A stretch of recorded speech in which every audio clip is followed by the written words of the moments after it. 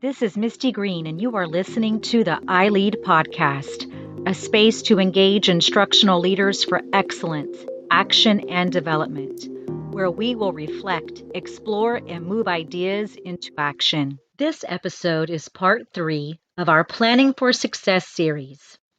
During this series, we have focused on planning for success by incorporating lesson planning practices that will enhance Tier 1 instruction, which will support us in ensuring that our first teach is, in fact, our very best teach. In part 1 of our series, we discussed prioritizing high leverage skills and standards, and in part 2, we dove into deconstructing standards to identify prerequisite skills needed to achieve mastery on priority standards. To increase your instructional planning capacity, consider listening to the previously released iLEAD podcast episodes. In this episode, we're going to continue increasing our instructional toolkits by diving into the practice of creating aligned learning targets, also known as learning objectives. You might be thinking, Misty, I already create learning objectives. I've got this down packed. First, I would like to applaud you for including a learning objective into your lesson plan. I would also ask that you reflect on the process you use to design a learning objective. As you reflect, ask yourself these 5 questions. Do you align the learning objectives to the day's focus standard, reflecting on both the level of rigor and the concept? Are your learning objectives clear, concise, and challenging? Do you reference the day's learning objective throughout the entire lesson? Do you consider the learning objective as you plan or script your entire lesson, every single teacher move? When designing learning objectives, do you review how the state or your district has previously assessed the standard your learning objective is anchored to? And do you rely on this observation as you develop a lesson's learning objective? If any of these questions gave you pause or a moment of, then you have found yourself in great company. Let's dive into the relevance of learning objectives and the process used to create them. In working with instructional leaders, PLCs, and groups of teachers, I've noticed educators have difficulty designing aligned lesson learning objectives. The shared frustration of educators isn't rooted in a lack of will. Rather, it presents itself as an underdeveloped or undersupported skill. If you are an instructional leader, I urge you to enhance your own skill set in designing learning objectives so that you're positioned to support those you lead. Your credibility is on the line every single time you step foot into a PLC. I challenge you to ensure your own toolkit is vast and presents itself as an asset to help and to support others. Designing aligned lesson objectives is a skill that requires you to be in the work. Literally, you must be in the work of unpacking and deconstructing standards.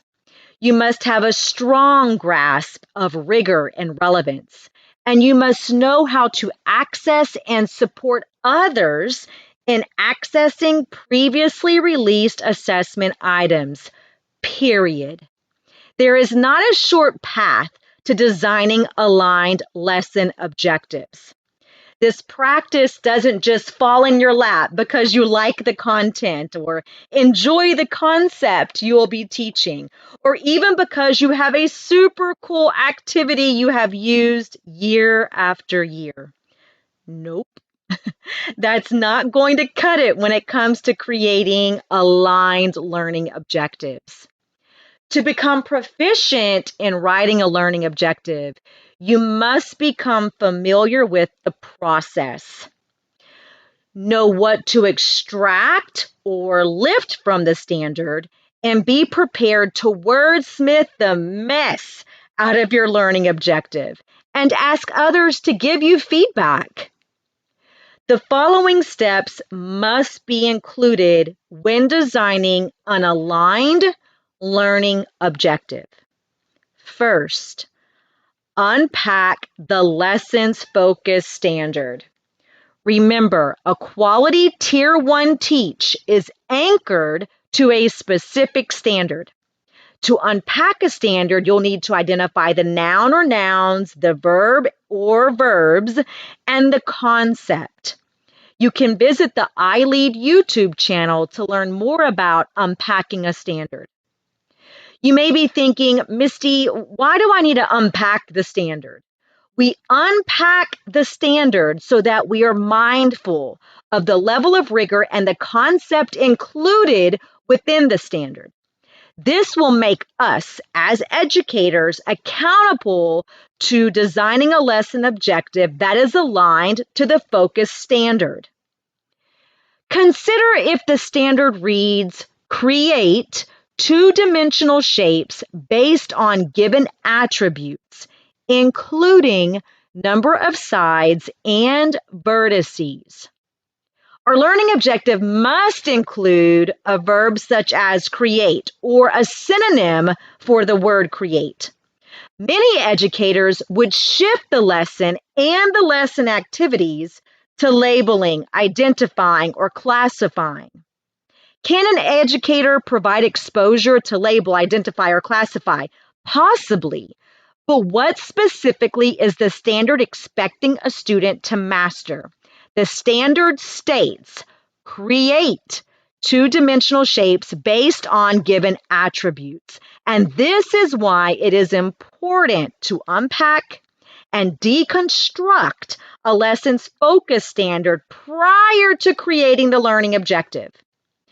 It would not be far-fetched to predict that a classroom observation might include observing students manipulating 3D shapes during this particular lesson. Are you able to identify the misalignment to the standard? A principal or an administrator walks in the room. The standard is posted. The LO is posted. We're talking about creating two-dimensional shapes, but the observation, what we see is students manipulating three-dimensional shapes. Remember what the standard read, create two-dimensional shapes based on given attributes. There would be no reason to move the students to manipulating three-dimensional shapes at this time. You must first ensure your students master the concept of 2D shapes. That is the charge of the standard. That is the purpose of why we live within our focus standard, unpack it, and deconstruct it to ensure our lesson objective is firmly aligned. Now let's move to step 2. Once you have unpacked a standard, you're now aware of the level of rigor your lesson must include. Here is where I have observed PLCs face an impasse. Teachers love their students, and they often feel the need to protect them and to ensure they are able to reach mastery at the end of a lesson. Teachers decrease the rigor of the lesson, which results in misaligned instruction. In doing this, teachers, you're actually widening your students' learning gaps. It is not about what your students can't do or what the teacher last year didn't do. It is about what you are able to do. You are able to remain aligned to the level of rigor within the standard. This is where the magic happens. This is where you get to differentiate for your students, the students you love so deeply. Keep the expectations high and aligned.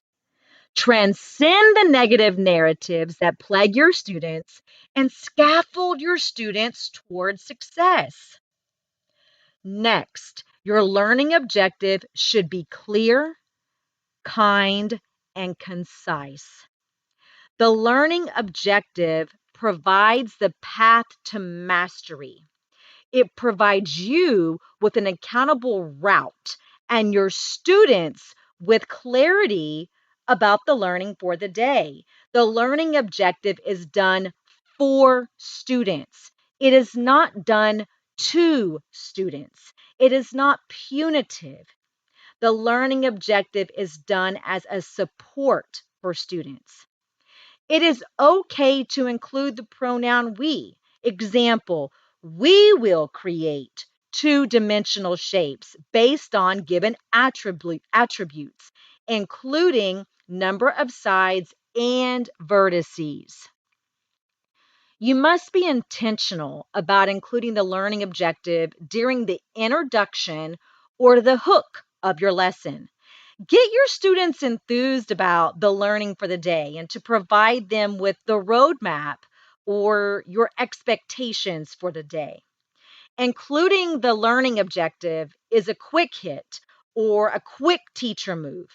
It should be posted for all students to see and be able to be referenced throughout your lesson. Let's say the word attribute included in the standard is unfamiliar to your students. This is where you expose students to Tier 3 academic vocabulary with your support as the waymaker or the guide. Again, this is a quick hit. It might sound something like, today we're going to create two-dimensional shapes based on given attributes. Attributes. Does anyone know what that word means? Attributes. Let's continue reading to see if the sentence gives us a clue. Create two-dimensional shapes based on given attributes, including number of sides and vertices. Attributes. Attributes. Characteristics. Traits. What is an attribute of Mrs. Green? Mrs. Green's hair color is one of her attributes. Her hair color is dark brown. Attributes are the characteristics of someone or something. Maybe hold up a square. How many vertices or corners does a square have? Point to each vertice with your finger and count aloud. Say 1, 2, 3, 4. So an attribute of a square is that it has four vertices or four corners. Now, what have I done just then? Did I stay there for a very long period of time to hit the word vertice? Absolutely not. I continue to say four vertices or four corners, letting the students connect the word vertice to corner. Remember, we could say to the students, vertice is a word we learned last week, and it means, and hopefully your students would join in saying aloud, corner. You would praise them and continue moving with your lesson. You may be thinking, Misty, the learning objective sounded like the standard, with just we will being placed at the beginning. You caught that, Wonderful. There's no reason to reword a standard if it presents itself as understandable, clear, concise, and challenging. And finally, I mentioned this just a few moments ago. The standard should be posted in your classroom for all students to see, and your learning objectives should be posted as well, and it should be referenced throughout the course of your lesson. Remember, your learning objective is done for your students. It provides them a guide toward mastery. After identifying your lesson's focus standard, designing an aligned learning objective is a simple feat, and it serves as the first bookend or goalpost in the lesson design.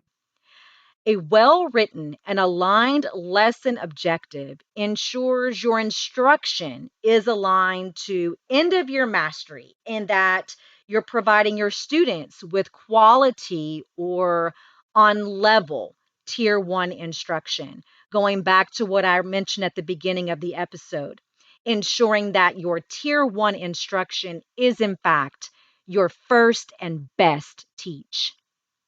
I mentioned in the beginning of this episode that this was part 3 of a 3-part series. To continue enhancing your instructional toolkit, consider listening to parts 1 and 2 of this series, or in fact, visiting our YouTube channel so that you can see these particular episodes in a visual representation through a presentation. As always, I'm so excited to know that you are joining into the episodes to learn about enhancing your own instructional toolkit.